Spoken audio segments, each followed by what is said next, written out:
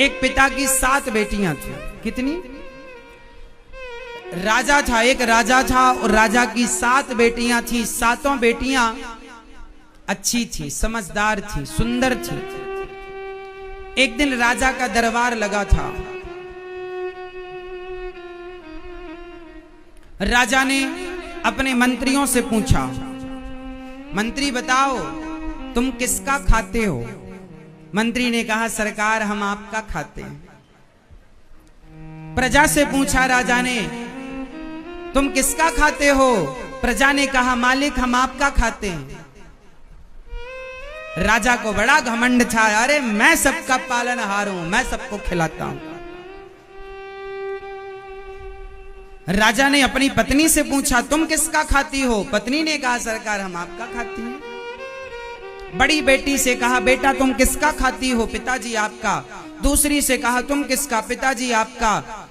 तीसरी से पूछा, पिताजी आपका। चौथी से पिताजी आपका। 5वीं, 6ठी, 7वीं बेटी से पूछा, बेटी तुम किसका खाती हो?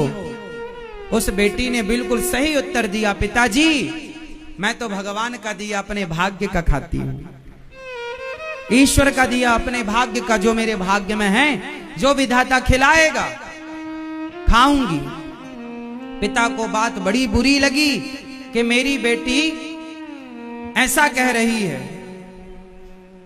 उस पिता ने बेटी का विवाह, 6 बेटियों का विवाह तो अच्छी जगह किया, राजकुमारों के संग, लेकिन 7वीं बेटी के लिए मंत्री से कहा, जाओ इसके लिए ऐसा दुल्हा ढूंढ के लाओ जो अपने पांव से चल भी ना पाए, गरीब हो, खाने के 2 रोटी की भी व्यवस्था ना हो।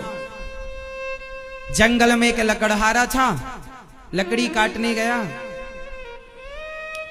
अचानक उसे कोई रोग हो गया।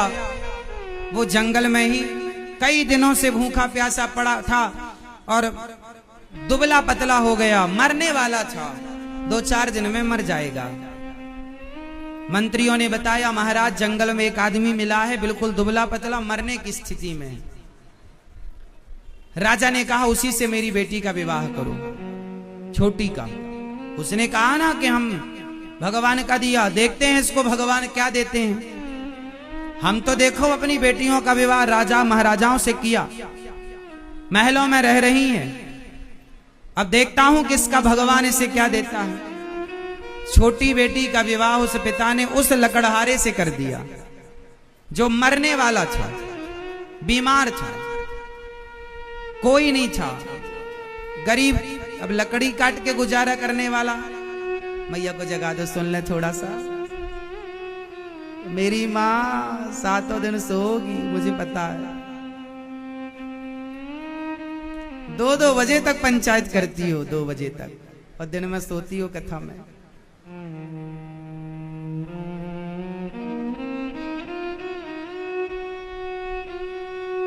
सुनो, फिर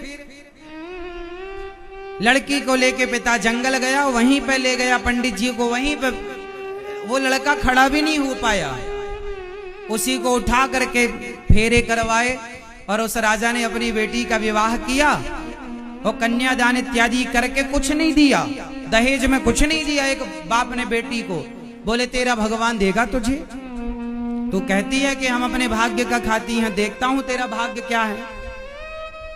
एक पिता ने अपनी 7वीं बेटी को त्याग दिया, ये कहकर कि देखता हूं कि तेरा भगवान तुझे क्या देता है। लेकिन एक बात बताएं मेरी माँ, संसार भले आपको त्याग दे, लेकिन भगवान जब अपनाते हैं ना, तो दुनिया त्याग दे तो कोई फर्क नहीं पड़ता, गोविंद है ना अपनाने वाले। इसलिए परेशान ना हुआ करो कि अब हमारा कोई नहीं है। हैं जिनके नाच जगन्नाथ हों, वो कोई अनाथ नहीं हो सकता। सबके नाच, सबके नाच, नाचों के नाच जगन्नाथ, इसलिए उनके होते हुए कोई अनाथ। इसलिए वो लड़की, अब तो पिताजी चले गए, सारी फौज चली गई, जंगल में अब 2 लोग रह गए, एक लकड़हारा और एक राजा की 7वीं बेटी। दोनों पति पत्नी के रूप में हैं। उस स्त्री ने देखा, सातवीं बेटी ने देखा कि मेरा पति तो चल भी नहीं पाता। उसने पूछा अपने पति से, आपको क्या बीमारी है? उसने बताया कि मैं जंगल में आया, पता नहीं पेट में क्या हो गया, मैं चल भी नहीं पाया और पानी देने वाला भी कोई नहीं बचा। अब वो लड़की पत्नी धर्म निभा रही है। और देखिए, जीवन में स्ट्रगल करना पड़े, मेहनत करना पड़े तो करो।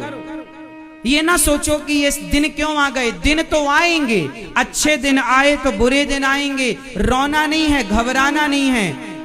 अच्छे दिन आए हैं तो बुरे दिन भी आएंगे। दिन हमेशा बदलते हैं। पहले गर्मियों के दिन थे, अब बारिश के दिन आ गए। पहले सर्दियों के दिन थे, फिर गर्मियों के दिन। तो दिन तो मौसम भी बदलता है।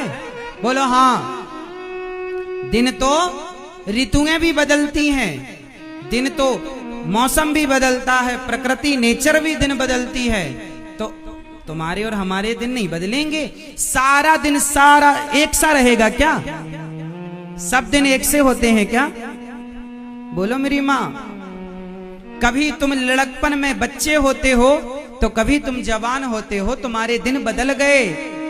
कभी तुम दौड़ते खेलते थे, थकते नहीं थे, अब 4 कदम चलते हो थक जाते हो। दिन बदल गए ना। समय एक सा ना रहेगा साहब, ना लड़कपन सदा रहेगा, ना जवानी सदा रहेगी, ना बुढ़ापा।